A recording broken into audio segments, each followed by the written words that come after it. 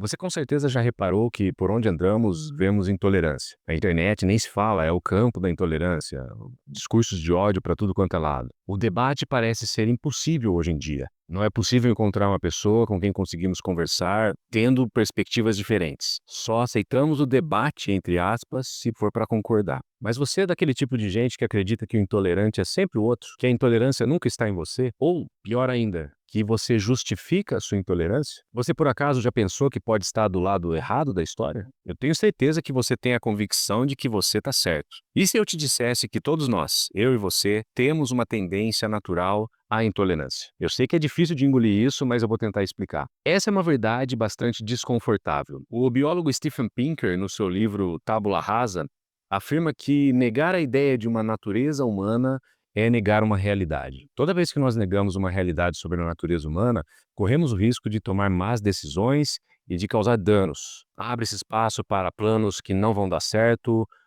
violência política e coisas do tipo. E nesse livro, Pinker vai afirmar que traços biológicos se fazem presente no nosso comportamento. E as ciências humanas erraram por muitos anos ao negar essa realidade. Afinal de contas, o Homo sapiens tem 200 mil anos. Tudo isso acumulado na sua base biológica e genética. Certas práticas fazem parte da espécie. Nem tudo é uma construção histórica e social. Por isso é que as ciências sociais têm que olhar com atenção para os resultados que vêm da biologia, para lições importantes. Isso não significa cair num determinismo biológico, mas não podemos abandonar certas verdades que são evidentes e que podem contrariar a nossa ideologia. Certas ideias, como a noção de tolerância, têm no máximo, com muita boa vontade, uns 400 anos. Vamos pegar como base o ensaio sobre a intolerância de John Locke, lá no século XVII. Mas 400 anos, perto de 200 mil da espécie, é pouca coisa. E a verdade é que o ser humano tem uma inclinação a uma visão tribalista da realidade. O que eu quero dizer com isso? Que a nossa tendência é de apoiar o nosso grupo, de fortalecer a unidade de uma determinada comunidade em detrimento de todo o resto. Se você parar para ver e prestar atenção, você vai perceber que muitas civilizações se consideram o ápice da humanidade e veem todas as demais como inferiores. Então a gente chega a uma conclusão bastante dolorosa, mas verdadeira, que existe uma função social para a intolerância. Ela serve para preservar a unidade social e a ordem dentro de uma comunidade. Tudo aquilo que a gente vê como estranho parece ameaçador e pode provocar prejuízo nas relações sociais. Por isso, a gente exclui. E aqui eu não estou fazendo a defesa da intolerância, obviamente, mas a gente tem que saber que isso é um traço da própria natureza. Imagina se numa comunidade pré-histórica as pessoas aceitassem muitas diferenças. O risco de colapso era muito grande. Então nós estamos vivendo nesse experimento de tolerância nos últimos 400 anos, vai? E os resultados ainda não são claros, tá certo? Esse experimento ainda não terminou. A visão tribalista de nós e dos outros faz parte da herança evolutiva da humanidade. E desde John Locke, no século XVII, essa noção de tolerância ela foi se expandindo. Ela começou na tolerância de diferentes grupos cristãos, católicos e protestantes.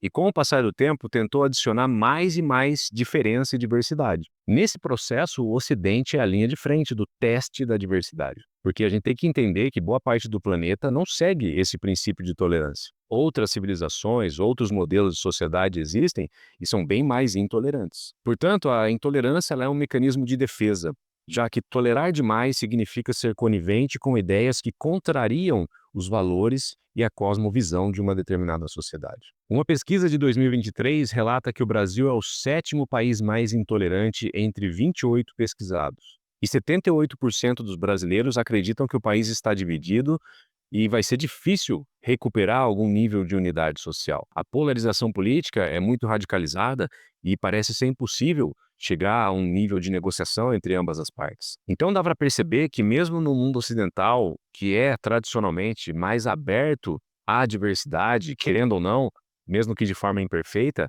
ainda assim há a presença dessa tribalização. A noção do nós contra eles acaba prevalecendo.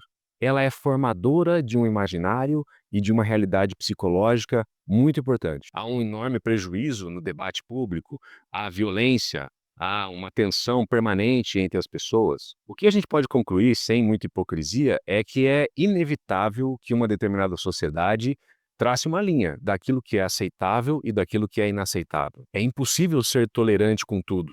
É necessário fazer uma seleção do que é aceitável ou não. Toda a sociedade fez e faz isso. E a pergunta que fica é: até que ponto podemos estender uma sociedade em termos de tolerância? Porque se olharmos para a biologia humana, para a experiência da espécie, do Homo sapiens nesses 200 mil anos, nós não somos feitos para a tolerância. Isso não significa que nós temos que aceitar a intolerância, mas é importante que a gente reconheça dentro de nós uma tendência tribalista, uma tendência de exclusão. Olhar para a nossa natureza como algo frágil, como algo inclinado ao erro. Ver que muitas vezes nós somos os intolerantes e perseguimos os outros e não ouvimos a argumentação alheia. O intolerante não é só o outro, aquele que está longe daqui, aquele que não está na nossa mesa. É muito fácil e muito conveniente você achar que só o seu adversário político é intolerante e você é o defensor dos valores. É mais difícil reconhecer em si mesmo a tendência à violência, ao autoritarismo, a seguir a política e assim vai.